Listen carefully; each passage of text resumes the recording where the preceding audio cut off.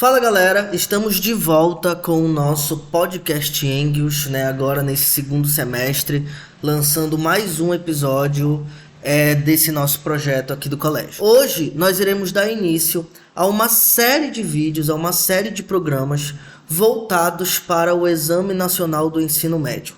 Tá? Você que está aí na preparação, está aí nos momentos finais da sua revisão, da sua preparação, nós vamos estar ao longo de alguns programas te auxiliando nesse teu preparo, nessa tua revisão, nessa reta final.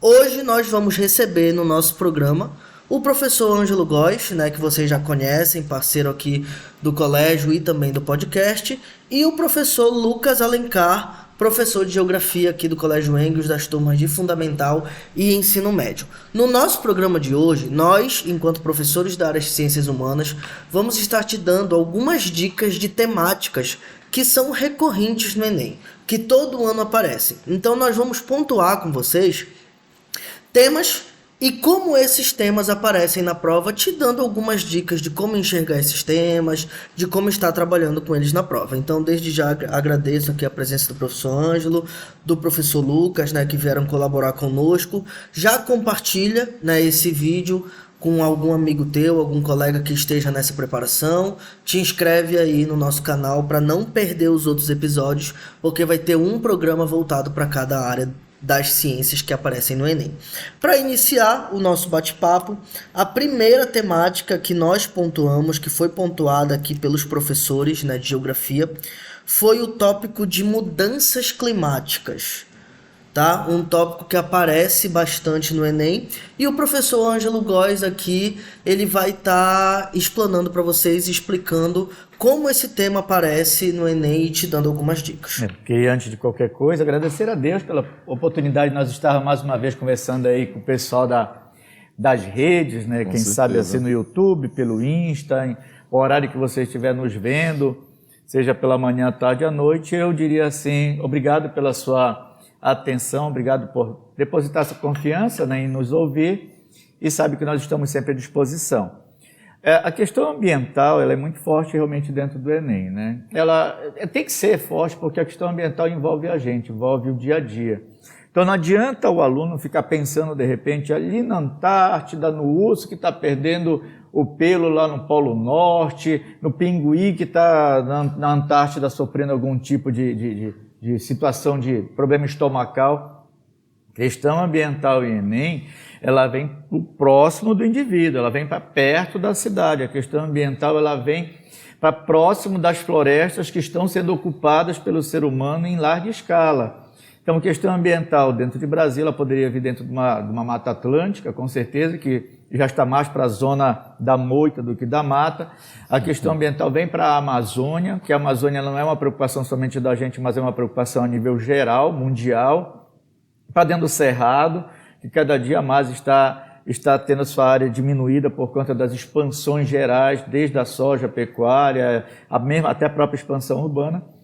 E a questão ambiental, no que se refere também às questões meteorológicas, os furacões, os tufões. Mas qual? Aquele que vai acontecer lá no céu? Não, aquele que está acontecendo aqui próximo, aquele lá do Rio Grande do Sul, aquele da América Central, aquele do sul dos Estados Unidos. Então, daqueles locais que estão mais em evidência. Então, não dá para a gente pensar uma questão ambiental num problema, isso é novo, descobrir um problema lá em algum lugar. Não, se preocupem com o que tem no Brasil, com os problemas brasileiros, com as cidades, os problemas urbanos, ambientais, as ilhas de calor, aquecimento global, enfim, eu diria que para a gente focar o ambiente próximo, não fazer leitura muito longe não, é aqui no nosso ladinho, aqui onde nós moramos, a nível local e regional. Primeiramente, também gostaria de agradecer a oportunidade de estar aqui, junto com o professor Ângelo, junto com o professor Antônio, para poder discutir um pouquinho sobre esse assunto que é tão importante para nível de Enem, principalmente essa ideia de mudanças climáticas, porque como a gente conversa constantemente com o pessoal ali de linguagens, também o pessoal de redação, o que se discute muito é que esse ano um tema muito provável que vem em redação é o tema ambiental. Então, por conta disso, os estudantes têm que se atentar muito às mudanças climáticas, às variações que vêm ocorrendo aí no nosso planeta. E o professor Ângelo falou, a nível de Brasil, a gente tem ali né, 2 regiões que já são consideradas como hotspots, né, que são ali o Cerrado e também a Zona da Mata. Também se discute a possibilidade do Pantanal também estar entrando nessa característica de hotspot, justamente por conta da localização dele, que é ali, né, no centro-oeste brasileiro, onde, como o professor falou, tem muito aquela ideia do avanço da agricultura e da pecuária. Então, sempre quando a gente trabalha a ideia de mudanças climáticas voltadas assim, ao meio ambiente, a gente tem que entender que o desmatamento também ele tem uma contribuição muito forte para isso a nível de Brasil, porque o Brasil é o maior produtor de carne bovina do mundo, né? O Brasil é o segundo maior produtor de soja. Então, o agronegócio brasileiro é muito intenso nesse sentido, avançando principalmente sobre o centro-oeste, o que acaba, né, por deixar toda essa área aí vulnerável ao desmatamento. Então, né, isso pode ser um tema importante dentro de uma prova envolvendo mudanças climáticas. Outra coisa importante também que dá para a gente avaliar a partir disso tem um termo muito legal que envolve mudanças climáticas, que é a expansão da fronteira agrícola. Então, quanto mais se intensifica o agronegócio brasileiro, quanto mais se intensifica a pecuária bovina, principalmente aquela pecuária extensiva, né, que o gado ele é criado a céu aberto e tudo mais, o desmatamento se intensifica e ocorre a expansão da fronteira agrícola no Brasil. Então, como a gente está falando de meio ambiente, as mudanças climáticas estão diretamente ligadas a todo esse processo de desmatamento e avanço da atividade econômica do Brasil. Nós estamos, né, de uns meses para cá, tendo... A Amazônia sempre teve, né, muita visibilidade, mas de uns tempos para cá nós estamos numa discussão muito abrangente, né, em relação à Amazônia, com diversos encontros feitos, né, internacionalmente, um recentemente em Belém. A gente sabe que os acontecimentos mais recentes, a nível de prova, são difíceis de cair porque a prova ela é formulada com antecedência. Um banco de questões. Mas em relação a essa questão geopolítica que envolve a Amazônia, porque como o professor Ângelo falou, a Amazônia ela não é só um interesse brasileiro, né? Existe um interesse internacional pelos países que fazem parte da Amazônia, mas também internacional por países que não fazem parte. Como é que essa questão geopolítica envolvendo a Amazônia pode aparecer numa questão de Enem? Lucas, eu pode ser? Pode ser, fica à vontade. Eu posso falar. A Amazônia, ela já teve um papel geoestratégico, eu diria assim, que esteve voltado mais para os recursos naturais, eu destacaria os minerais. Né? As reservas mineralógicas existentes na Amazônia, eu costumo dizer que elas são só as maiores do universo, né? Aí tem aluno que brinca, sou do universo, né? Sim, porque qual é outro planeta que você conhece que tem minério, né? Como tem? Não sabe? Eu sei te dizer aqui, qual é a maior reserva mineralógica que nós temos conhecimento assim, que já está sendo explorado? Serra dos Carajás. Então, nós temos a reserva mineralógica do universo, né? Então, ela já teve uma certa, um olhar geoestratégico em cima dos minerais. Hoje, eu diria assim, por conta de todos os avanços tecnológicos, pela substituição de muitas ligas metálicas, eu diria que o minério não é mais o carro-chefe, até porque as empresas já chegaram e se apossaram disso. Não dá mais para falar em minério amazônico, minério brasileiro. O minério não é mais nosso, o ouro não é nosso. Aí, que outra coisa chamaria a atenção? Quando a gente começa a perceber a importância da Amazônia, do ponto de vista climático, do ponto de vista ambiental climático, como um regulador das temperaturas globais, como um sumidouro de carbono natural, como uma área em que ela vai ter um papel fundamental para a circulação das massas de ar e até mesmo para a circulação das correntes marinhas, porque à medida que você vai ter uma mudança de pressão na atmosfera, você vai ter uma mudança também de pressão nas águas, uma vez que aquecimento, a água aquece, muda a pressão, a água esfria, muda a pressão.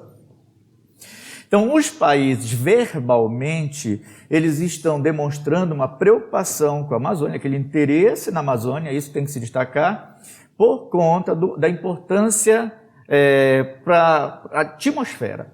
No entanto, temos que olhar que a Amazônia tem algo tão importante que isso, né? Que é a água, a questão hídrica, então isso é importante.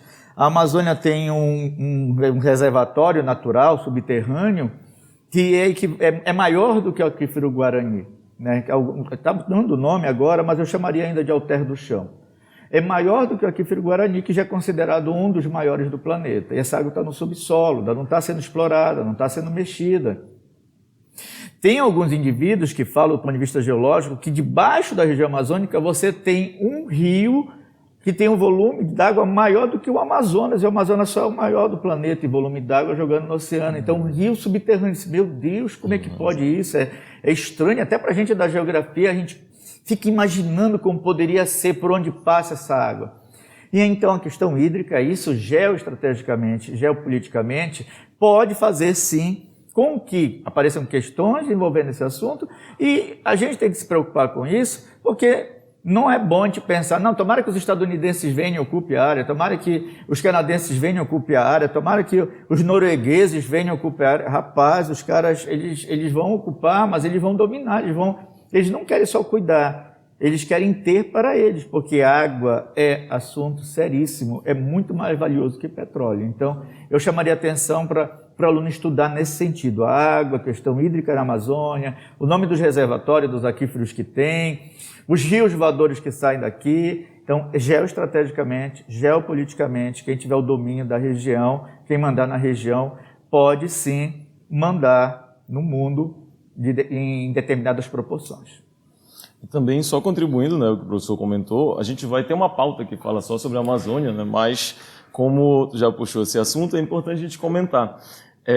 Segundo o Amazon, em março de 2023, foram 867 quilômetros, né, de floresta desmatada. E é interessante que o levantamento que eles fizeram é que, de acordo com os estudos, né, levantados por eles, a Amazônia não está mais oferecendo aquele benefício de poder absorver o carbono da região, né, que é produzido aqui na região norte, em uma questão de atmosfera mesmo. Então, proteger a floresta vai além da questão ambiental também, entra também na questão, né, das variações climáticas, da questão social, e como ele falou da ideia da água, se não tiver floresta, né, a quantidade de chuva vai ser reduzida e, por consequência, os aquíferos também. Aí achei até legal que ele falou que vive mudando, né, o nome dos aquíferos, e atualmente o nome é SAGA, que é o Sistema Aquífero Grande Amazônia, que ele vai daqui do Pará, passando pelo Amapá, até chegar a outros países que fazem parte da Amazônia Internacional. Então não é só um aquífero brasileiro, ele já está além das fronteiras. Mas se falasse em termos gerais, ele é o maior reservatório de água doce do mundo. Ele está presente quase em todo o território do Pará. Então, manter a floresta em pé é manter também o reservatório, né? E isso é muito interessante nesse sentido. Então, como ele falou, os agentes internacionais dominando a Amazônia têm esse sentido de explorar não só os minérios, que ainda são importantes, que aqui a gente tem, né, a Serra dos Carajás, como uma principal província mineralógica do Pará, né, e da região norte, mas também tem a questão da produção hídrica, que é extremamente importante para o mundo. Então, só dando uma contribuída aí nesse sentido. Perfeito, perfeito. Dentro dessa temática, né, de mudanças climáticas, a gente tem um outro tópico, né, que, tipo assim, desde que nós éramos estudantes, né, fomos alunos aqui do professor Ângelo, a gente já escutava esse processo, né, que é o aquecimento global. Já expondo. Todo mundo sabe, né? É melhor para quem não sabe, foi, né? Quem não foi aluno do professor? Quem não foi? Quem não foi? Exatamente. Dentro dessa parte de mudança climática é o aquecimento global, né? Esta temática aí que todo bom aluno de Enem que se preze não pode deixar passar, porque é todo santo ano, seja em questão ou até mesmo como o professor Lucas já expôs aqui numa redação, né? Para, né, dentro dessa nossa temática, como é que um aluno nesse processo de preparação precisa enxergar o aquecimento global? Houve mudança, né, ao longo do Enem nessa visão, ele precisa hoje, em 2023, ter um olhar diferente em relação a esse tópico. Pode começar. Posso? Então, teve sobre isso, né, que são os gases de efeito estufa, principalmente o CO2, né, que é o dióxido de carbono. É interessante que o aluno ele veja o que está acontecendo na atualidade, até porque precisa, né, que devido às mudanças climáticas, devido ao aumento da temperatura da Terra, que está, né, maior, se a gente for comparar nos últimos 100 anos, então, né, está um absurdo, a gente sente isso na pele, a questão, né, das variações climáticas, principalmente a galera daqui da região norte, que está pesada. E são dias cada vez mais quentes, noites cada vez mais quentes. Os verões também europeus, né, estão mais longos, estão mais severos, então tudo isso chama a atenção da comunidade internacional. E um ponto é que sempre falavam para mim com relação a mudanças climáticas é a questão dos protocolos. O protocolo de Kyoto, que foi o que começou a entrar em vigor a partir de 2005, mas nesse protocolo que falava sobre uma redução da emissão dos gases poluentes, isso é importante que o aluno consiga entender, né, a base para depois entender o que está acontecendo atualmente, mas não foi muito aceita pelos países desenvolvidos, porque a ideia era fazer com que, nesse protocolo de Kyoto, os países desenvolvidos que, em tese não, né, que são os que mais poluem, porque foram os primeiros a se tornarem industrializados, a explorar os recursos naturais, a eles caberia essa responsabilidade de reduzir a emissão de gás carbônico, né? Porém, nesse período aí, Estados Unidos foi um dos países que, na época de 2005, ele era o maior emissor, e ele não quis, né, que eu converso com os alunos também sobre esse papo, ele não quis aceitar a redução de emissão dos gases, porque outros países que estavam em ascensão, como a China, na época, não entraram nessa situação, porque o protocolo ele valia basicamente para os países desenvolvidos. Então, né, ele brigou, bateu o pé e disse que não, nós não vamos entrar porque outros países não têm essa obrigatoriedade de reduzir a emissão de gases, né? Então, tem essa ideia inicial. Mas depois, principalmente ali em 2015, que passou a valer o Acordo de Paris, que esse é importantíssimo, inclusive, né, o professor havia levantado essa ideia para a gente discutir hoje.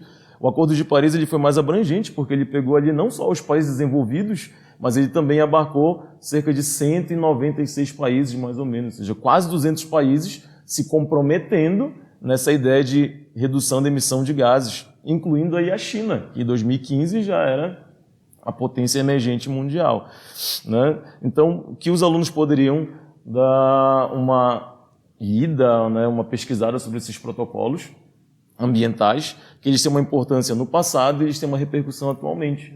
Justamente porque são esses protocolos que servem para pressionar as nações a tentar encontrar medidas para a redução da emissão de gases poluentes para a atmosfera, né? Frear o desmatamento, encontrar estratégias, né, de reflorestamento, enfim, para poder ajudar nessa redução da temperatura global, né? A China hoje saiu, não recentemente, mas uns meses atrás, uma reportagem, ela está pagando penas duríssimas por conta do uso das indústrias lá de carvão, né? No seu país, que eles tinham um alto índice. Então hoje eles fizeram ainda tem bastante, né? Mas hoje eles estão fazendo uma força-tarefa muito grande, não por preocupação internacional, mas porque a população deles está ficando doente por conta desse excesso, né? Uma das pautas do Acordo de Paris era reduzir ou até mesmo eliminar o uso de carvão mineral no mundo. Só que a China, a maior produtora mundial, né, termoelétrica pra caramba na China, que usa o carvão mineral como fonte de energia, não fez isso. E atualmente é a maior emissora, né? Então ela superou os Estados Unidos nesse sentido de emissão de gases poluentes. Eu estava dando uma pesquisada, né? Foram, no ano passado, 10 mil toneladas de gás carbônico emitidas para a atmosfera. Então, isso é um absurdo, cara, se a gente for parar para pensar nisso daí. Nessa reportagem aí que eu assisti, é porque, assim, lá na China, para a pessoa comprar um veículo, como tem muita gente, né, muitos carros, a pessoa entra ali numa espécie de loteria. Ela faz um cadastro e aí ela precisa receber uma autorização do governo para poder comprar um carro.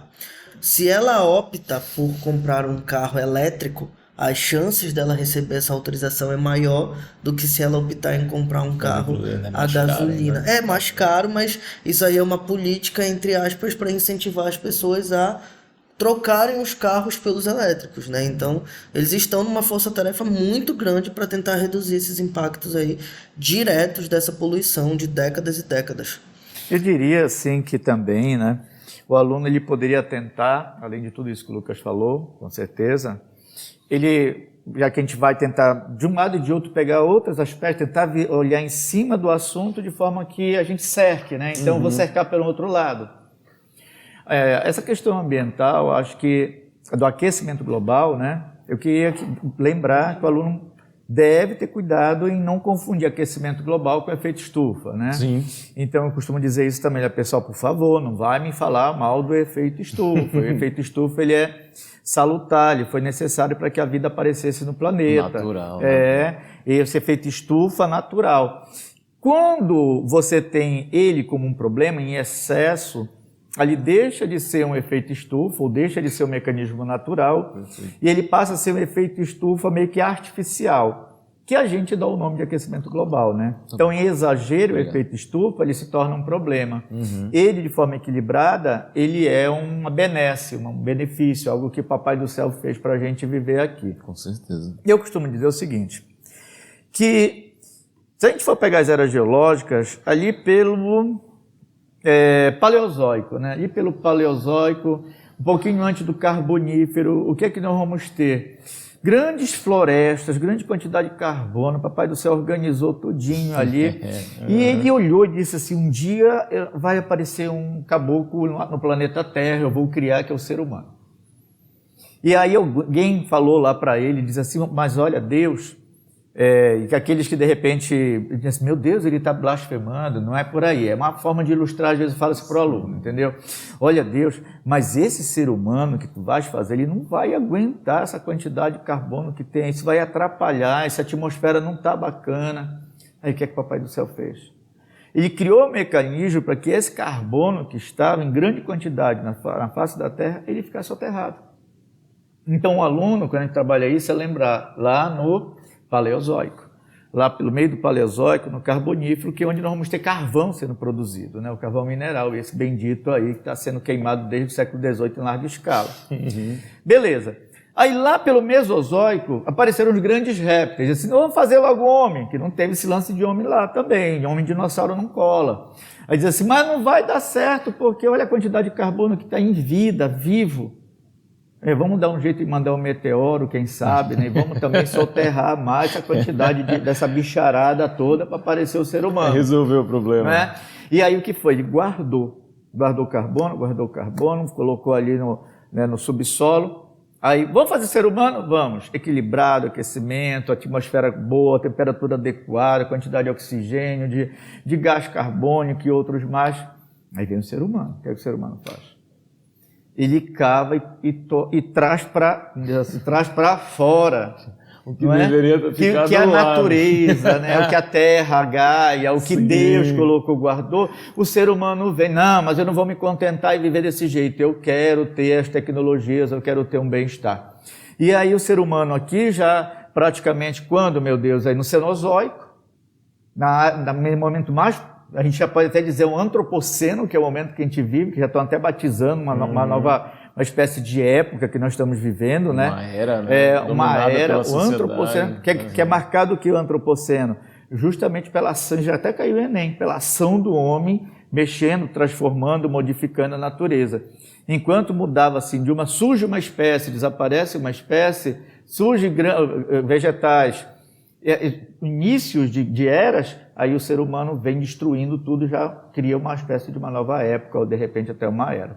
Bem, o que a gente pode presumir daí? Que o Enem pode fazer esse tipo de jogo, de lembrar das eras geológicas, lembrar desses minérios, então é bom que o aluno dê uma olhadinha lá onde surgiram, petróleo no Mesozoico, carvão lá no Paleozoico, e do ponto de vista das eras, as grandes cadeias de montanhas ali no Cenozoico, né, no Terciário. Então, aproveitando, vamos cercar por lá também essa questão ambiental, essa questão assim, do aquecimento global, essa questão da quantidade de dióxido de carbono e monóxido de carbono, enfim. Então, dá para cercar por aí também para os alunos se basearem em cima dessa temática, né? E os termos, né, para a gente, não sei se ainda vai continuar com esse assunto, mas, como o professor falou, a questão do antropoceno, é interessante que essa é uma era que está sendo dominada pela sociedade. Só que quando a gente fala de dominação, o termo ele vai muito para a ideia da exploração dos recursos naturais. A marca que nós, enquanto seres humanos, estamos deixando na natureza. Aí eles usaram até o termo de pegada ecológica. A pegada, né? A pegada ecológica que nós estamos deixando, né? No desmatamento, na extinção das espécies, enfim. E hoje a gente está naquela discussão, né, ambiental, que eu particularmente, né, acentuou bastante, porque eu não sei o termo correto disso, mas nós estamos próximos do momento aonde esses impactos, se eu não me engano, vão ser irreversíveis. Segundo o Né? Amazon, Segundo alguns órgãos, né? Alguns já são, e nós estamos chegando perto do ponto aonde não existe mais regeneração. Não vai existir mais regeneração da natureza. Só vai ter um né? controle. Só vai ter um controle e talvez nem um controle, porque do jeito que as coisas acontecem, né? Se as pessoas pensarem assim, já que não tem jeito mesmo. Eu acho, Antônio, que é mais fácil desaparecermos nós, né, da face da Terra. E a natureza, ela pode, eu acredito muito nisso, porque do ponto de vista vegetal e de seres microscópicos, ou até macro, mas não humanos, a natureza ela vai dar um jeito ali, que nem o Jurassic Park, no início dos anos 90, né? Sim. A natureza vai dar um jeito de sobreviver, ela vai dar um jeito de durar durante um pouco mais de tempo que nós. Eu acho que quem está correndo risco mesmo de extinção somos nós. Agora, vale destacar, eu quero acreditar, eu quero olhar sempre o copo meio cheio, apesar de o Enem olhar o copo meio vazio. O Enem olha o copo meio vazio, se vier questão elogiando muito, desconfia, o Enem não dá muito ponto de elogiar em questões de geografia, de humanas, ele vem criticando, ele vem chamando a atenção para você entender a realidade de verdade, uma realidade a partir da perspectiva do trabalhador, né, daquela parcela da população ligada ao trabalho, não ao capital, entendeu? Então o Enem tem essa visão. Mas eu penso assim, vou olhar meio cheio, CFC, final dos anos 80, perceberam que tinha CFC, meu Deus, clorofluorcarbonetos, era uma maravilha que poderia refrigerar as áreas, isopores e tudo mais, facilitar os sprays. Os caras já estão fazendo buraco. Onde é que é esse buraco? Esse buraco está pegando o hemisfério norte, parte rica do planeta, Europa, parte dos Estados Unidos, e os branquelos lá, né, começaram a dizer, meu pai do céu, sou branco, vou ficar com câncer de pele com mais facilidade. Existe até uma controvérsia sobre isso, mas a tendência é que realmente se desenvolva. Resultado, não, vamos chamar todo mundo, vamos conversar, Protocolo de Montreal, 1987, e de lá eles criaram uma série de protocolos, a partir do Protocolo de Montreal, uma série de medidas, de estratégias para diminuir até acabar com a produção de clorofluorcarbonetos nos aparelhos de ar-condicionado, por exemplo, né? Eletrodomésticos, geladeiras, essas coisas. E aí, sanou, o buraco vai diminuir? Vai com o passar do tempo, né? Vai diminuir, creio eu, o ozônio de repente pode se recompor, CFC vai e quebra a molécula de ozônio, de O3, que ele é 3 de oxigênio, ele quebrava, né? Então, 3 átomos de oxigênio eram quebrados, vira só oxigênio. Pessoal, mas a gente não vai esperar, a gente não precisa desse ozônio se transformando em oxigênio, a gente já tem os fitoplânctons, a gente já tem as florestas, que também podem nos ajudar parcialmente. Enfim, mas resolveram, eu diria. Então, eu acho que na hora que os noruegueses, os finlandeses, os suecos, os próprios russos pararem, que bem que esses 3 eles se preocupam bem, né? Fundo da Amazônia, Noruega, Suécia, Finlândia, né? Dinamarca, essa branquelada toda da Europa, os brancos altos, porque eu sou um branco baixo, né? Um branco amazônico. A branquelada alta, bonitona, olho claro, aquelas... Os vikings se preocuparem, os canadenses começarem a ver que o negócio vai pegar, os próprios estadunidenses, que eles têm bala na agulha, eles têm grana, aí eles vão ter que chamar o pessoal e dizer assim, vamos rever os conceitos, porque é bem provável que primeiro nós aqui do hemisfério norte, porque temos uma incidência muito maior de raios solares, se você pegar o globo, é incrível como fica a Europa ali em cima. A Europa está muito em cima a nível de hemisfério norte de latitude, os Estados Unidos está muito, a Rússia está muito a nível. Então, os verões deles são muito quentes, a gente pensa que não, mas é muito quente, e morrem mesmo, entendeu? E aí, inclusive, sobretudo no chamado, morrem mesmo. Lá por e aí eu acredito que eles vão sim, vão repensar, vão trabalhar. E esse irreversível, eu acredito que para nós, para alguns lugares onde nós vivemos, pode ser sim, mas a planeta Terra ele vai dar um jeito de se estruturar. Eu acredito que sim. Sem nós. Mas ele se estrutura. Depois surge outra espécie aí para substituir a gente. Saindo um pouquinho, né, desse direcionamento de problemas ambientais, 2019 aí para 2020 tivemos a pandemia, da Covid-19. Eu não me recordo de ver em questões de história, nos anos posteriores, questões de Covid, não sei se apareceu em geografia, mas talvez não tenha dado tempo, né, de aparecer. Existe alguma aposta para vocês, professores de geografia, agora no ano de 2023, e como o aluno deveria pensar a pandemia para uma eventual questão temática de Enem? Olha, no que se refere acho que a pandemia especificamente, eu precisaria de mais leitura para saber, será que os caras abriram o banco de questões nesse período de Lula para cá? Eu acho difícil, porque até enquanto estava o presidente atual, estava meio que travada essa questão dos bancos. Então nós temos uma certa desatualização no que se refere às questões de 2019 para trás, basicamente. Está igual o ChatGPT, né? Ele só consegue responder coisas do passado, da qual ele tem que ter um plugin para poder ajudar. Sim. Mas o que é que eu tenho notado é que os caras eles estão tendo uma habilidade na hora de escolher questões em que, já que não tem específico daquilo, eles vão buscar o correlato. Então, no que tange, por exemplo, a Covid, rede. A Covid, com a geografia, ela estaria muito ligada às redes, né? Por que a Covid, o vírus ele se espalhou tão rapidamente? É porque nós temos o processo de globalização. Sim, o mundo está num processo de globalização bem avançado, né? E eu digo assim, não só mais o mundo capitalista, até o mundo ainda não capitalista, eu chamaria a China, porque é um país de 2 sistemas, né? Então, que é considerável no que se refere à quantidade de população, inclusive se diz que saiu de lá. Então, olha o nível de globalização da China, mesmo com todas as prisões que se cria dentro das redes. E quando a gente pressupõe rede, nós temos pontos. E por que rede? Porque tem ligação. Então, rede de transporte, aeroviária, rodoviária, hidroviária, tudo isso foi um elemento que ajudou na disseminação do vírus, de forma muito rápida, muito acelerada. E nós temos pontos de conexão de um indivíduo que, de repente, desapareceu um caso lá em Goiânia. Eu queria dizer, como em Goiânia? Não era para aparecer primeiro em São Paulo? Não era para aparecer primeiro no Rio? É porque hoje a conexão é tão intensa que o cara lá de Goiânia ele pode muito bem ter ido, de repente, ali para Singapura, ele pode muito bem ter ido ali para Laos, Camboja, Vietnã. É uma interligação muito intensa por conta da globalização.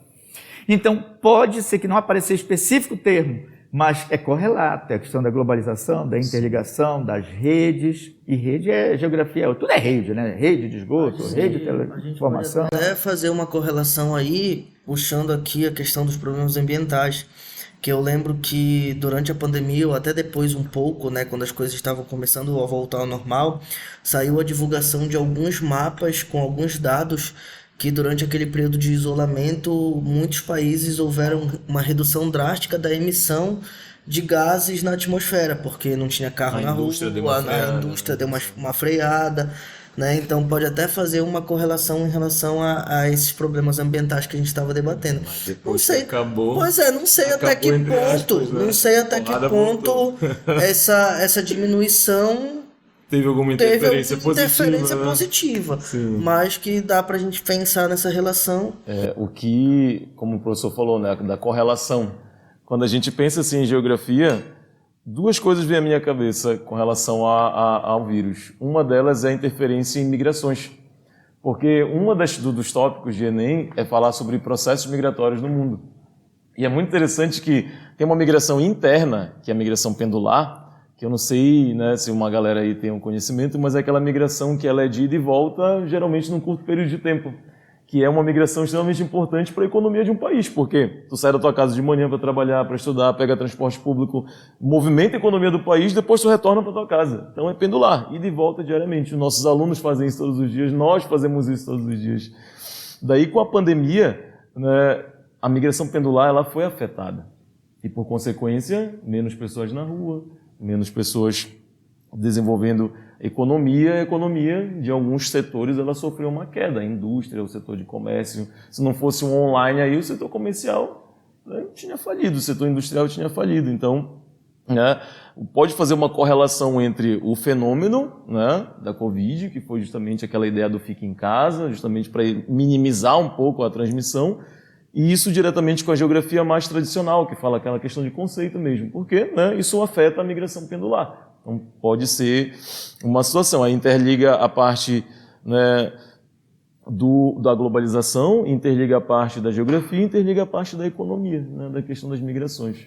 Então, seria também uma correlação interessante nesse sentido. Bora pegar essa deixa que tu falou em relação à imigração, que a gente tem uma temática que fala sobre crise de refugiados, né?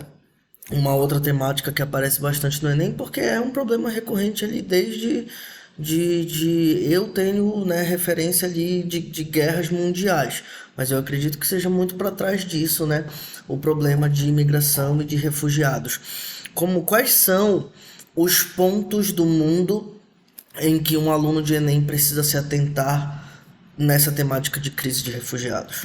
Eu poderia dizer assim que antes do aluno começar a focar, do ponto de vista pontual, geográfico, né, ele precisaria relembrar o conceito, né, a ideia central que seria um refugiado. Né? E às vezes as pessoas confundem isso com migrações, né, com as migrações. Então, tem alguns autores que dizem que a migração é um movimento espontâneo. Né? Ou seja, a pessoa ela sai porque ela quer melhorar de vida. Aí lembrando aqueles conceitozinhos, né? O indivíduo quando sai de um lugar, ele é um emigrante. Quando ele entra em um lugar, né, a partir da visão de quem está naquele lugar que ele está entrando, ele é um imigrante, né? Então diz assim, mas eles são imigrantes ou refugiados? Bem, depende. Por quê? Porque existem convenções que dizem assim, que quando o indivíduo ele sai de um determinado lugar, e muitos países do mundo assinaram isso após a Segunda Guerra Mundial. Quando esse indivíduo ele sai de um determinado lugar e que este lugar ele está sofrendo calamidades, ele sofreu com furacões, com vendavais, ele sofreu ali com o processo de abalos sísmicos, ele sofreu ali processos vulcânicos, né? Ou ele está sendo perseguido politicamente, tem uma perseguição religiosa, ele está correndo risco de morte. É uma luta, uma guerra intertribal. Esse indivíduo, ou seja, esse indivíduo, hoje, se ele ficar, ele morre. Ele sai fugido mesmo. Ou seja, ele diz assim, eu não queria sair, saiu chorando. É um deserto, mas é a minha casa, eu adoro, eu amo, mas vou sair, senão ou eu saio ou eu morro. É o refugiado. Então esse é o refugiado. Agora, quando o cara está dizendo assim, mas a minha situação aqui ela não está muito bacana e tal, eu estou pobre, eu estou isso, eu estou aquilo, eu quero ser mais rico do que eu já sou, aí ele vai para outro país, mas aquele país não está sendo reconhecido internacionalmente como um país que está passando por um problema muito sério, político, econômico, ambiental, aí ele é um imigrante. Ele é um imigrante. Então é assim, não há nada que obrigue, do ponto de vista das condições internacionais, um país a receber imigrante. Ele pode ali, de repente, fechar suas portas assim, não, tem uma política aqui que a gente vai criar uma limitação, a gente vai criar uma cota, uma taxa, uma seleção, até porque nós não temos economia suficiente para receber esse pessoal, não tem emprego, não tem casa, não tem recurso. Não tem estrutura, não tem estrutura para isso, é verdade. Então, esse indivíduo, essa imigração, ela é uma coisa.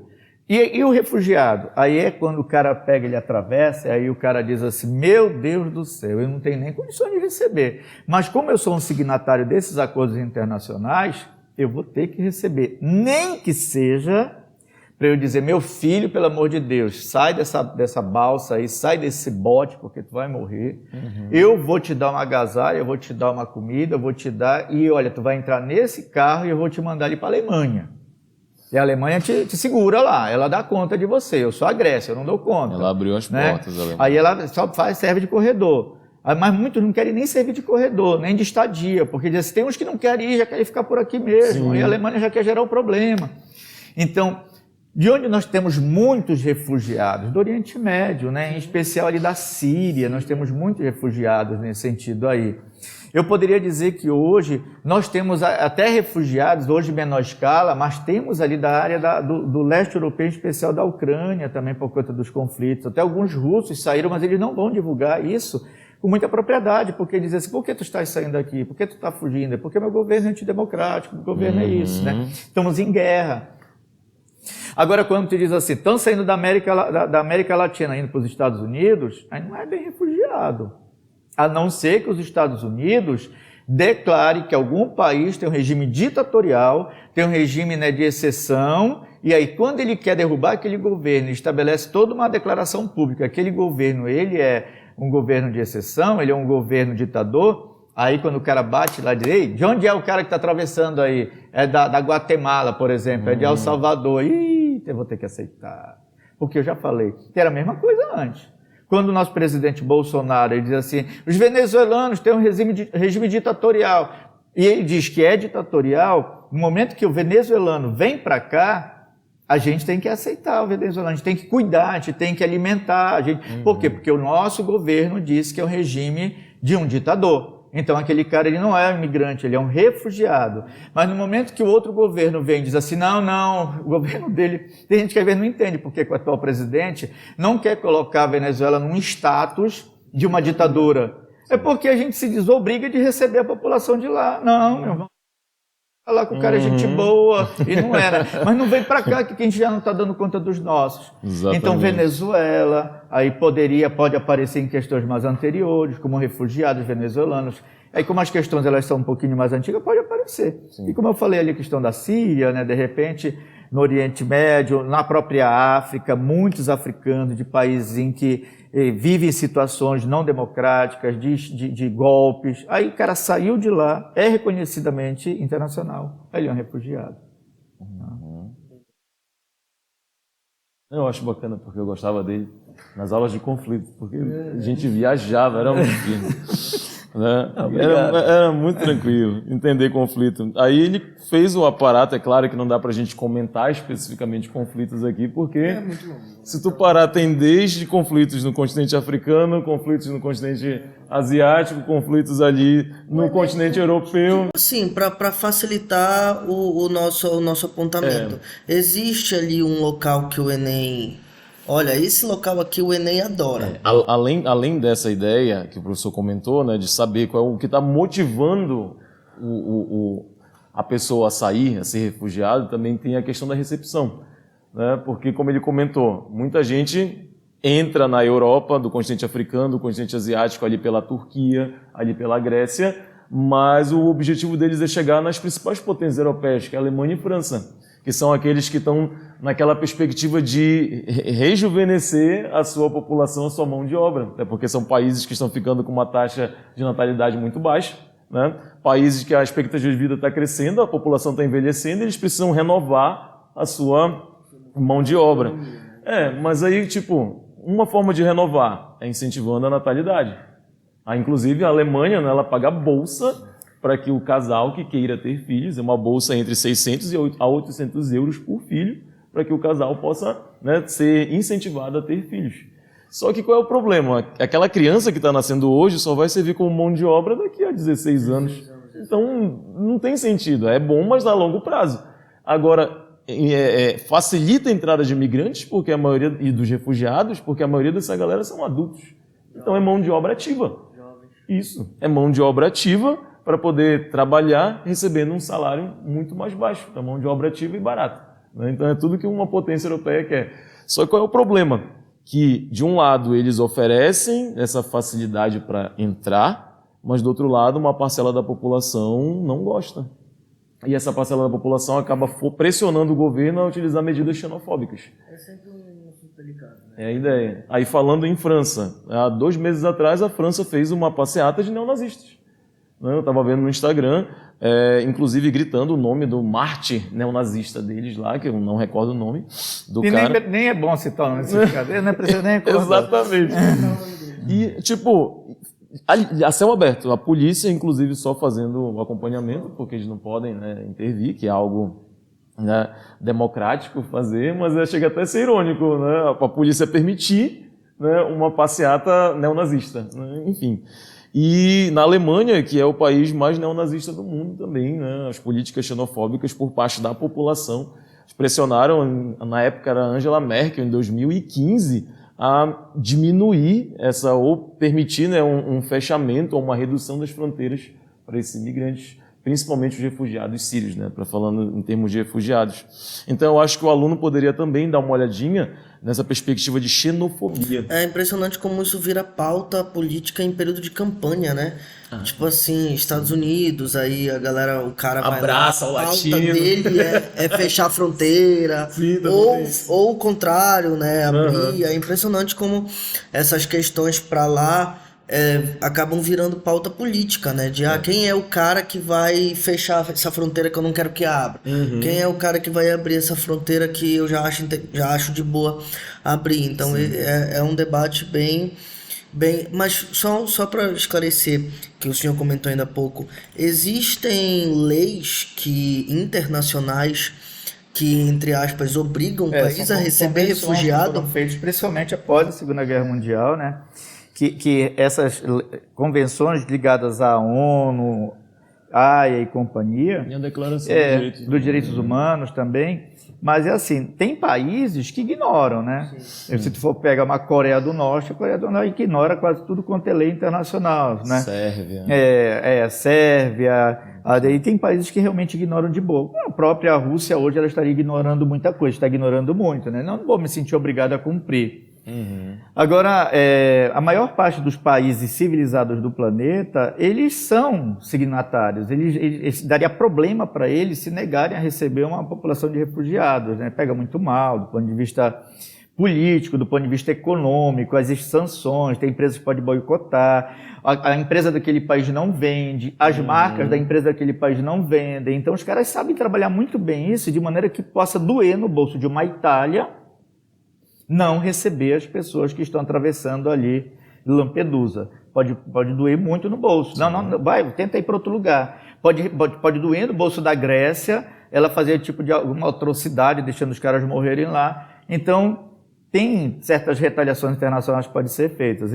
Então, no que se refere a refugiado, até o Brasil tem que aceitar. Por isso que diz assim, o que a gente vai fazer com os venezuelanos? Aí a prefeitura está dando carta, está dando comida, está dando emprego, está dando documentação, está dando escola. Meu Deus, por que está fazendo isso? É porque nós colocamos o país do qual eles estão vindo como se fosse um país de um regime de exceção.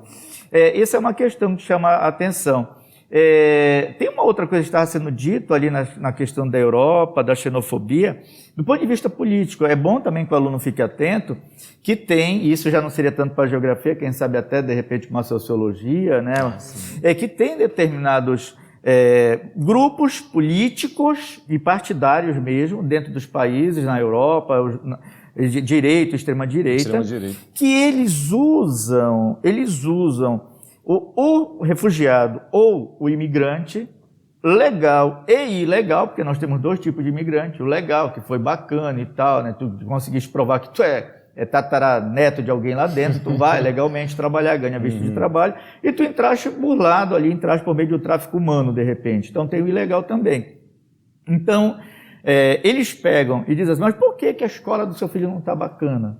Por que a gente tem assalto? Por que a água não está tão pura como era? É porque nós temos muito acidente de trânsito. É porque está feio aqui. Porque culpa de quem? De um governo que não sabe administrar? Culpa dos ladrões corruptos? Não. Culpa do refugiado. Culpa do refugiado. Então, os caras eles acabam unindo o útil ao agradável. Eles encontram uma solução, um causador dos problemas europeus, né, dos problemas estadunidenses, né, e ao mesmo tempo em que, no momento que eles colocam o refugiado, no momento que eles colocam o imigrante como fator, vetor dos problemas daquele local, eles acabam colocando esse indivíduo na condição de ter que aceitar qualquer salário. Então eles matam dois coelhos com uma só cacetada. A gente coloca a culpa neles em tudo que está acontecendo aqui, e ao mesmo tempo te diz, olha, cara, tu é um culpado, mas se tu quiser trabalhar, eu te dou essa merreca aqui, te dou só essa pontinha aqui. Se tu quiser, se não, paciência. Aí o cara fica na ilegalidade, muitas das vezes, não tem como se queixar para o Ministério do Trabalho, das Vidas, né, a Justiça do Trabalho, tem que aceitar qualquer salário. Então, olha, os europeus, em muitos, me desculpe, os europeus estão nos assistindo, pessoal, mas o povinho... trapaceiro, viu? Ô, povinho, me desculpe aí, os europeus, né? É complicado isso daí mesmo, até porque essa questão de contratar mão de obra refugiada, né, do imigrante ilegal, enfim, e até mesmo do imigrante legal, eles aceitam trabalhar recebendo um salário mais baixo. Aí o que alguns nativos europeus alegam? Eles estão roubando nossos empregos. Né? Eles estão sendo contratados, aceitando receber um salário mais baixo, enquanto o nosso salário seria, né, mais elevado, que a gente não aceitaria trabalhar por um dinheiro mais baixo, por um pagamento mais baixo, e eles estão ficando desempregados. Aí alegam essa, né, uma das desculpas que eles têm para pressionar o governo a ter uma medida mais xenofóbica. Né? Enfim. Eu queria aproveitar, Antônio, antes que tu pegue um pouquinho, que eu lembrei agora das fugas de talentos, né, de jogadores. A gente tem geralmente uma fuga de talentos, já que envolver essa questão de migração, de mão de obra, de trabalho, que vai para um lugar e para o outro. Eles acabam dando cidadania para os caras que saem daqui para jogar na Europa, beleza, né? Mas o Enem talvez não venha com a fuga de talento. Esse lance do talento, do esporte, já caiu até em Enem na questão da lei de educação física, questão do gênero, né? Mas aqui na geografia, de repente na história, a fuga de cérebros. Sim, né? Porque você que está nos vendo, quem sabe até ouvindo, né? Não tá só ligou lá e está ouvindo, pode aparecer sim a questão da fuga de cérebros. O que seria a fuga de cérebros? Seria você que vai passar no vestibular, que vai cursar um curso muito bem feito na universidade, que vai caminhar ali para o seu mestrado, para o seu doutorado, lá pelos centros de pesquisas, nas startups da UFPA, da UEPA, de outro lugar mais. Quando os caras verem que você se destacou no meio dos demais, eles vêm, contrato e levam. Mas paga o mesmo salário? Não paga o mesmo salário. Mas oferece uma casa, oferece carro, oferece vaga na escola, oferece... Aí o cara vai. Sim, né? Ofereceu mundos e fundos para o indivíduo. O Estado brasileiro fez todo o investimento nesse indivíduo, né? Desde ali, né? Aí, vê a quantidade de dinheiro que investiu nesse cara. Aí o que ele vai trabalhar na Alemanha, ele vai trabalhar no Canadá, nos Estados Unidos. Então, fique atento para a fuga de cérebros, né? Que isso é muito comum acontecer e pode cair. Acaba que sendo uma questão cultural, né? Tipo assim, o cara estudou aqui, mas está trabalhando lá fora. Né? Às vezes a situação que esse cara está trabalhando lá nem é tão boa, mas para nossa perspectiva. Para nossa perspectiva, mas aparentemente para ele isso é algo, não, eu tô trabalhando fora, tô assim, né? Então, eu só queria fazer um retorno quando a gente estava falando da vacina e começou a falar ali de outro tópico. Como a gente está falando da Covid, estava falando, né, ainda há pouco, das correlações que poderia fazer também era com a resistência à vacinação. Porque a gente teve que uma parte da parcela da população brasileira, é a primeira dose, vamos tomar. Terceira dose, vamos tomar. Quarta dose, vamos tomar. Quinta dose, vamos tomar. Mas teve uma galera que mal tomou, se tomou foi uma. Né? Então a gente poderia fazer uma correlação com a própria revolta da vacina, que já é um tópico que puxa lá na história, que é a resistência ao estranho. Não, por que eu vou tomar isso? Quem garante que isso vai me fazer bem? Então tem toda essa correlação que poderia fazer. E outros impactos também causados disso, que é uma coisa que está acontecendo hoje, por exemplo, que é muito, muito triste, que é tipo assim, o reaparecimento de doenças que o Brasil já tinha erradicado há décadas. Polio, eu acho. Poliomielite, sarampo, rubéola, né? Doenças ali que o Brasil já tinha ou erradicado ou estava em processo de erradicação, estão voltando, porque esse negacionismo em relação à vacina da Covid-19, ela acabou se estendendo para a vacina de maneira geral, né? Foi divulgado que na vacina da Covid-19 tinha mercúrio. Eu não vou vacinar o meu filho. Pô, em todas as vacinas tem este elemento, né? Tu tá tomando isso ao longo da tua vida. Então também fazer essa relação com essas questões de que o Brasil entrou nessa era de que doenças reapareceram por conta desse processo, né? Por conta desse negacionismo aí científico. Aí seria interessante também, que pegaria a parte histórica e já falaria um pouco de contexto, né? A gente abarcou aqui, num tópico que a gente elencou, a gente acabou trabalhando outros que estavam riscados. Restou aqui uma temática que aparece bastante, que foi pontuado, que é crescimento urbano e megacidade. Que aí eu confesso que da minha alçada já saiu bastante. Não, a parte técnica, né? Eu deixo vocês iniciarem aí essa. Isso aí. Urbanização, ele é um assunto que ele tá. É o top 10, né? Urbanização, industrialização, espaço agrário, fonte de energia, enfim. E quando a gente fala de urbanização no Brasil, a gente tem que entender que foi um processo atrelado à industrialização. E aí que não foge da tua alçada, porque Getúlio Vargas, Juscelino Kubitschek, enfim. Então a gente né, que vai... me incentivou o desenvolvimento industrial. Então não foge nesse sentido aí que eu te comentei. Mas existe uma coisa que é interessante. Quando a gente fala de desenvolvimento industrial, a gente divide em 2 momentos. Um momento é a industrialização dos países considerados desenvolvidos, que a primeira e a segunda revolução aconteceram até o século XIX, e a industrialização que aconteceu nos países em desenvolvimento ou subdesenvolvidos ou periféricos, que foi aquele desenvolvimento industrial a partir do século XX.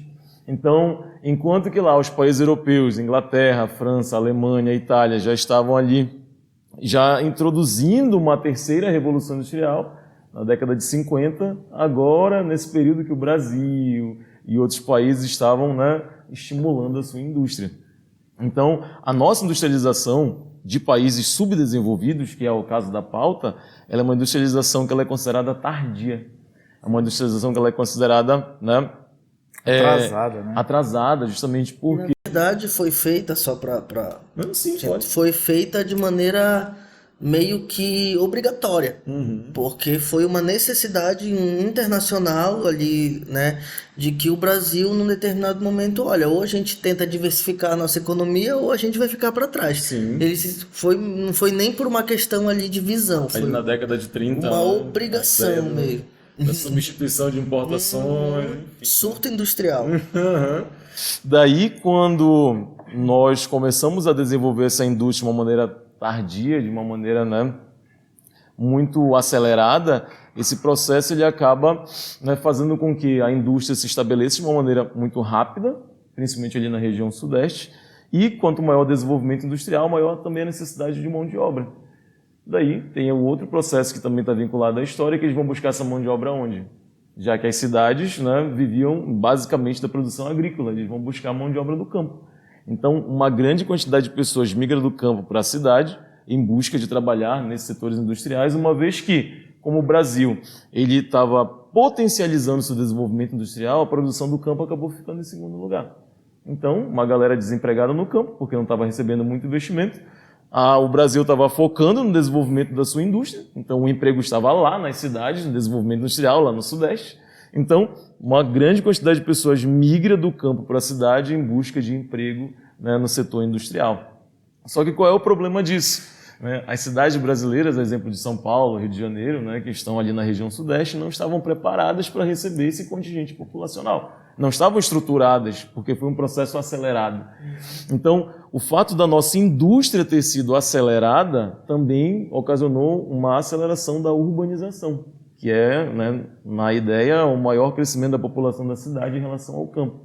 Só que o conceito de urbanização não é só o crescimento da população da cidade, também envolve, junto com isso, o aumento da infraestrutura. Então, para ser urbano, a cidade ela tem que ter uma população maior do que a do campo, e ela tem que ter também uma infraestrutura que acompanhe. Coisa que não acontece. Exato. Aí acaba gerando os problemas sociais. Isso, aí quando eu falo ali para os alunos que a gente trabalha essa temática aí, a gente fala assim, uma cidade tinha 5.000 habitantes, tinha um hospital, uma escola, ali uma farmácia, dava para atender minimamente. Aí com o desenvolvimento industrial a cidade foi para 500.000 habitantes, uma escola vai ser suficiente? Não. Um hospital? Não. Ou seja, a urbanização ela é o crescimento da população e o crescimento da infraestrutura. Quando a população cresce, mas a infraestrutura não acompanha, a gente tem os problemas urbanos. Daí o Enem, ele sempre trabalha a ideia da nossa industrialização acelerada vinculada à nossa urbanização acelerada. E essa urbanização sem um acompanhamento da infraestrutura, ela acaba gerando os problemas urbanos, que as últimas questões, que o professor pode comentar aí também, foram falando de problemas urbanos devido a essa aceleração. Aí vem o caos no trânsito, vem a macrocefalia urbana, que é o inchaço dos centros das cidades. A própria, aquele termo, eu não sei se está correto aplicar aqui, mas a favelização. Favelização, o professor pode também comentar aí os termos mais técnicos, enfim, tudo vem acompanhado por esse processo de industrialização tardia que nós tivemos. Aí eu vou já discutir esses 2 termos, de urbanização, aproveito e acrescento mais um, vontade, mais uma ideia assim, acerca do urbano, costumo trabalhar com nossos meninos também aqui, com meus alunos. é que o urbano que da cidade, do urbano da infraestrutura e o urbano do pensamento urbano. Perfeito. Então, quando se fala em processo de urbanização, também se fala também numa mudança de mentalidade, né? E aí, muito ilustrativo é o pensamento agrário, era aquele pensamento que quantos filhos você vai ter? Quantos Deus mandar, né? Então, a mulher mais virtuosa, a mulher mais abençoada, aquela que tem mais filhos. Quando é que você vai casar? A hora que aparecer marido. Quando? Mais cedo possível. Entendeu? Isso é um pensamento agrário, rural, Sim. por conta de todas as condições, até de trabalho, necessidade de mão de obra e tudo mais. O pensamento familiar, urbano, né? É a mulher tendo emancipação, é a mulher tendo menos filhos, é o homem procurando respeitar mais a mulher, um pensamento urbano, assim, eu diria assim, na sua excelência, né? O homem e a mulher levando mais tempo para casar, eles entrando numa universidade, eles tendo um número menor de filhos por família. Então, isso também é um processo de urbanização que já se acentua aqui no Brasil. Do ponto de vista numérico, a década de 70 é o marco. A gente já tem um Brasil urbano, ou seja, mais da metade da população brasileira já vive em cidades. Mas do ponto de vista mental, eu acho que a urbanização cai a ficha 90 em diante. É quando a gente começa a ver as taxas de natalidade caírem, a taxa de fecundidade cair, né? A expectativa de vida aumentar, porque as pessoas mulheres têm menos filhos, passam a viver mais, mulher entrando no mercado de trabalho, homem tendo que respeitar a mulher, né? Até o processo de vacinação, isso é o pensamento urbano também. E o que ocorre daqueles conceitos, né? Favelização, a gentrificação, que nós temos um processo de favelização primeiro, aí aquela bolsa de miséria ao redor da área mais central, né? Sim. Com o tempo, o poder aquisitivo desse pessoal mais de dentro da cidade aumenta um pouquinho, que esse cara ele vai lá na área mais periférica, ele olha um espaço bacana, ele chega e ele compra aquela casa daquele caboclo que tem uma casa pouco estruturada, a área não é urbanizada. O que é que esse cara faz que vendeu? Vai para mais longe. O que é que o cara faz que comprou? Ele melhora a infraestrutura. O Estado passa a dar mais atenção porque caiu uma pessoa com poder aquisitivo melhor. Isso é um processo de gentrificação. Isso já apareceu em Enem. Sim, é bom te lembrar. Valorização de áreas periféricas. Exatamente. Né? E lá no Rio de Janeiro não era nem tanto periférico, são áreas bem próximas do centro, mas que eram áreas inóspitas, difíceis de viver, área de favela, de morro. Aí os caras hoje estão vendendo e está ficando só aquelas coisas maravilhosas, casa de atores, casa de empresários, tudo ali subindo o morro mesmo. Então a gentrificação diferente no Rio de Janeiro, próximo das áreas nobres realmente. Bem, mas avançando ainda mais nesse processo de urbanização, de crescimento das cidades, das megacidades, a gente já está vivendo hoje um processo em algumas áreas do Brasil que é a desmetropolização. Então, o Lucas fez todo esse histórico lá do campo à cidade, as cidades inchando, crescendo, algumas delas começando a se infraestruturar melhor, mas só que chega um determinado momento que tem gente que já está na cidade e diz assim, ei, eu vou morar numa cidade do interior que ofereça esse serviço, eu não vou ficar nesse inferno, nesse canso, nesse caos. É a desmetropolização. Que foi o que o último censo mostrou. Que deu um inchaço muito grande de cidades menores. Sim. A galera saindo de grandes capitais e indo morar em interior. E eu costumo dizer para os alunos, pessoal, é do campo que está vindo para a cidade? Cabe isso? Não cabe. Então, está nascendo mais nessa cidade, as pessoas estão filhando mais, as estatísticas mostram que diminuíram. Então, é migração. É migração urbana-urbana. A migração urbana está saindo de um grande centro para um centro menor, mas que ofereça condições similares ou que permita que o cara continue trabalhando no centro urbano maior, aí ele faz o movimento pendular, ele vem morar no centro urbano menor. Outro dia eu estava conversando com uma pessoa que dizia assim, rapaz, a hora que fizerem uma ponte, que ligarem em Belém para cá, para o lado de cá, para Barcarena, os caras que moram em Belém vão morar em Abaetetuba. Por quê? Porque aqui tem maior oferta de tudo, do que Barcarena, do que Moju, Igarapé-Miri e adjacências. Eles vêm para cá, o terreno, mesmo sendo caro, eles não vão comprar na cidade, que é um absurdo, até mais caro que Belém, mas eles compram nas estradas. Eles vão formar as casas bacanas nas estradas, desmetropolização. Esse urbano se confunde porque eles vêm morar na dita área rural e eles vão começar a urbanizar o campo, do ponto de vista do pensamento, da oferta de serviço, da melhoria da estrada, da oferta de internet. Então, pode aparecer dentro do Enem esse movimento da desmetropolização, que também está associado ao processo de desconcentração industrial. Como o Lucas muito bem disse, a indústria vem e se concentra, a cidade cresce. A indústria, depois de 90, ela se espalha Então está casado esse processo aí também. Aí, como o tópico, né, era falar sobre o desenvolvimento dessas megacidades. O que seria uma megacidade? É uma cidade que ela tem, né, conceitualmente falando, cerca de 10 milhões de habitantes. É uma cidade com essa quantidade de habitantes. Isso é conceito da geografia, aquele conceito mais quantitativo. E isso aconteceu justamente no Brasil. A única megacidade que nós temos é São Paulo, né? E Rio de Janeiro ainda é a próxima candidata a ser uma megacidade. Mas por que se concentrou lá? Porque o desenvolvimento industrial, né, do Brasil se concentrou na região sudeste. Então, né, o que aconteceu? Para ter todo esse caos, inicialmente a população migrou do campo para a cidade e de locais com menos estrutura para os locais industrializados, né? E nesse sentido, houve ali uma absorção de parte dessa mão de obra, mas nem todo mundo que se deslocou do campo com vou trabalhar na cidade conseguiu emprego. Então essas pessoas que não conseguiram ser absorvidas pelo mercado acabaram indo para as zonas periféricas, aumentando os problemas urbanos, a periferização, né, a formação ali a favelização também, a formação das favelas e das outras áreas periféricas. Então, né, tudo está relacionado com a aceleração do desenvolvimento industrial, né? E essas megacidades, elas se potencializam muito em países subdesenvolvidos hoje porque muitos já estão passando agora pelo seu processo de industrialização. Então, se elas estão começando agora a se industrializar, né, o que aconteceu no Brasil, que foi esse inchaço populacional, também está acontecendo em outros países subdesenvolvidos. Então é por isso que o desenvolvimento de megacidades e a expansão urbana descontrolada, acelerada, ela está acontecendo nos países subdesenvolvidos, porque muitos estão passando pela sua industrialização agora. Na semana passada eu estava vendo um representante político da África do Sul, e ele estava falando, estava sendo um porta-voz dos países africanos. Ele estava dizendo assim, estava vendo no Instagram, né, numa página de geopolítica, ele dizendo que o continente africano, as nações africanas, não querem mais ser simplesmente fornecedores de recursos naturais para os europeus. Ele falou assim, de uma maneira bem pontual, chega de exploração dos nossos minérios. Nós não queremos mais simplesmente ser fontes de ouro, de diamante, de carvão para a Europa. Nós queremos desenvolvimento industrial. Acabou. Ele falou isso. Ou seja, o que quer dizer que a agricultura, né, ainda é muito forte, a agricultura familiar, aquela agricultura, né, mais tradicional ainda é muito forte no continente africano. Então, o extrativismo é muito forte no continente africano. Então, eles querem já desenvolver uma outra atividade industrial, ou uma outra atividade econômica que é a indústria. Então, tudo isso vai levar, de uma forma acelerada, vai levar a uma industrialização acelerada, uma industrialização desorganizada, uma urbanização desorganizada.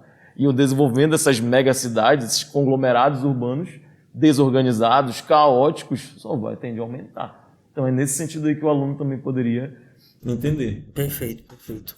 Eu acredito que a gente conseguiu, né? Vocês, majoritariamente, mas conseguiram aí dar uma boa base para os nossos alunos e outros participantes aí que estejam se preparando para o Enem.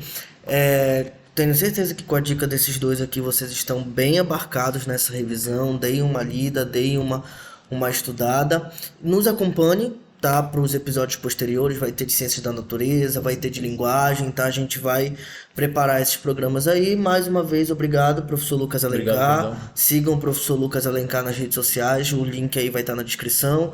O professor Ângelo Góes também tem as suas redes sociais, tá? Sigam eles, que o professor Ângelo, tanto o professor Ângelo como o Lucas fazem ali seus trabalhinhos nas redes sociais, tá? Estamos no YouTube, Colégio Enguios, estamos no Spotify, no Deezer, no Google Podcast, na Amazon Music, tá? Em todas as principais plataformas de áudio. Também siga a gente aí na sua plataforma de áudio favorito. Muito obrigado por estar conosco até agora e até o próximo episódio. Valeu, galera!